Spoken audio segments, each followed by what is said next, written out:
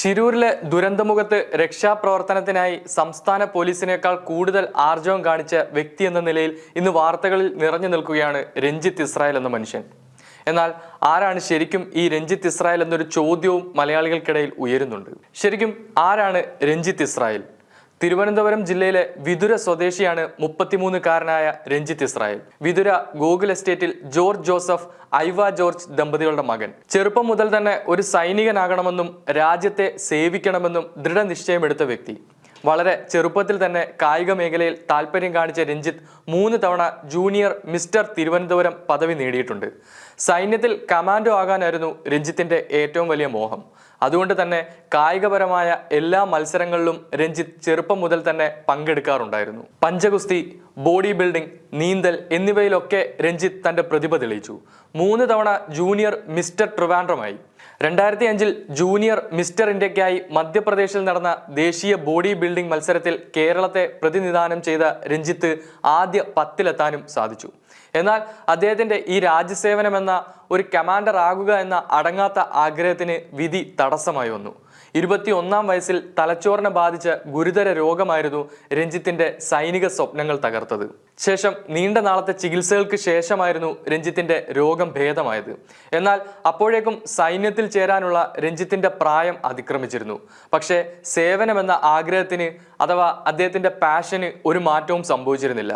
അങ്ങനെയാണ് ദുരന്തങ്ങളിൽ ജീവൻ രക്ഷിക്കാനുള്ള പരിശീലനം നേടാൻ രഞ്ജിത്ത് തീരുമാനിക്കുന്നത്. ഗോവ നാഷണൽ ഇൻസ്റ്റിറ്റ്യൂട്ടിൽ നിന്നും ലൈഫ് സേവിംഗ് ടെക്നിക്സ്, പർവ്വതാരോഹണം, forest surviving techniques, power boat operations എന്നിവയിലൊക്കെ രഞ്ജിത്ത് പരിശീലനം നേടി. അവിടെ നിന്നുമാണ് ഇന്ന് നമ്മൾ കാണുന്ന രഞ്ജിത്ത് ഇസ്രായേലിലേക്കുള്ള യാത്ര അയാൾ ആരംഭിക്കുന്നത്. ഇന്ന് ഒറ്റ വാക്കിൽ രഞ്ജിത്തിനെ വിവരിക്കാൻ പറഞ്ഞാൽ അത് ഇങ്ങനെ പറയാം: രാജ്യത്തിന്റെ വിവിധ കോണുകളിൽ പ്രകൃതി ദുരന്തങ്ങൾ ഉണ്ടാകുമ്പോൾ ആപത് ഘട്ടത്തിൽ ജീവൻ രക്ഷിക്കാനായി ഓടിയെത്തുന്ന മലയാളി. അതാണ് രഞ്ജിത്ത് ഇസ്രായേൽ. ദുരന്തത്തിൽപ്പെട്ട് ഓരോ മനുഷ്യന്റെയും ജീവൻ അപകടത്തിലാകുമ്പോൾ രക്ഷാപ്രവർത്തനത്തിനായി ഓടിയെത്തുന്ന അസാധാരണമായ മനസ്സുള്ള വ്യക്തി. യാതൊരു പ്രതിഫലവും ആഗ്രഹിക്കാതെ ദുരന്ത ഭൂമിയിലേക്ക് നിറഞ്ഞ മനസ്സോടെ ഇറങ്ങി പുറപ്പെടുന്ന അസാധാരണ മനസ്സുള്ള ഒരു സാധാരണ മനുഷ്യൻ. 2018 കേരളത്തിലുണ്ടായ പ്രളയം, 2019 കവളപ്പാറ ഉരുൾപൊട്ടൽ, 2020 ഇടുക്കി പെട്ടിമുടി ഉരുൾപൊട്ടൽ, ഉത്തരാഖണ്ഡിലെ മേഘവിസ്ഫോടനം, ഉത്തരാഖണ്ഡിൽ തന്നെ നടന്ന മഞ്ഞുമല ഇടിഞ്ഞുണ്ടായ താപ്പോവാൻ തുരങ്ക ദുരന്തം, ഇങ്ങനെ അനവധി ദുരന്തങ്ങളിൽ ഈ കുറഞ്ഞ കാലത്തിനിടയിൽ തന്നെ രക്ഷാപ്രവർത്തനത്തിൽ രഞ്ജിത്ത് ഇസ്രായേൽ പങ്കാളിയായി. മുതലപ്പുഴയിൽ ദുരന്തമുണ്ടായപ്പോൾ ഒരാൾ പോലും വിളിക്കാതെയാണ് രഞ്ജിത്ത് ദുരന്തമുഖത്തെത്തിയത്.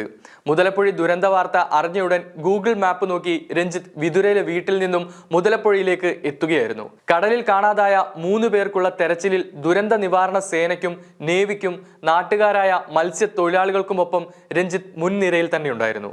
ശരിക്കും രഞ്ജിത്ത് എത്തിയപ്പോഴായിരുന്നു അന്ന് ദുരന്തത്തിൽപ്പെട്ടവരുടെ കുടുംബാംഗങ്ങൾക്ക് പ്രതീക്ഷയുടെ ഒരു കണികയെങ്കിലും വന്നു തുടങ്ങിയത്. പ്രതിഫലം ഒന്നുമില്ലാതെയാണ് രഞ്ജിത്തിന്റെ സേവനമെല്ലാം. മിഷൻ പൂർത്തിയാക്കുമ്പോൾ മികവാർന്ന സേവനത്തിന് അതത് ജില്ലകളിലെ കളക്ടർമാർ നൽകിയിട്ടുള്ള അനുമോദന സർട്ടിഫിക്കറ്റുകൾ മാത്രമാണ് രഞ്ജിത്തിന് ആകെയുള്ള സമ്പാദ്യം. 8 വർഷത്തിനിടെയുണ്ടായ 5 ദേശീയ ദുരന്തങ്ങളിലും രക്ഷാപ്രവർത്തകനായി ദുരന്ത പ്രതികരണ സേനയ്ക്കൊപ്പം രഞ്ജിത്ത് ഉണ്ടായിരുന്നു. രാജ്യത്ത് എവിടെ ഒരു ദുരന്തം ഉണ്ടാകുമ്പോഴും നാഷണൽ ഡിസാസ്റ്റർ റെസ്പോൺസ് ഫോഴ്സ് സംഘം ദുരന്ത ഭൂമിയിൽ എത്തുമ്പോൾ രക്ഷാദൗത്യവുമായി അവിടെ ആദ്യം എത്തുന്ന സിവിലിയൻ രഞ്ജിത്താണ്. ശിരൂരിലുണ്ടായ മണ്ണിടിച്ചിലിൽ കുടുങ്ങിയ മലയാളി ഡ്രൈവർ അർജുനെ രക്ഷിക്കാനുള്ള ദൗത്യത്തിൽ പ്രതീക്ഷയുടെ പ്രതീകമായി മാറിയിരിക്കുകയാണ് ഇന്ന് രഞ്ജിത്ത് ഇസ്രായേൽ. രക്ഷാപ്രവർത്തനത്തിന്റെ നേതൃത്വം ഏറ്റെടുത്ത രഞ്ജിത്തിന്റെ സാന്നിധ്യം ഈ ദുഷ്കരമായ സാഹചര്യത്തിൽ ഒരു നാടിന് മുഴുവൻ പ്രതീക്ഷ നൽകുകയാണ്. ശിരൂരിലെ ദുരന്ത ഭൂമിയിൽ നിന്നും അർജുനെ കണ്ടെത്താൻ രഞ്ജിത്തിന് കഴിയുമെന്ന ഉറച്ച പ്രതീക്ഷയോടെ കാത്തിരിക്കുകയാണ് ഇന്ന് കേരള ജനത മുഴുവൻ.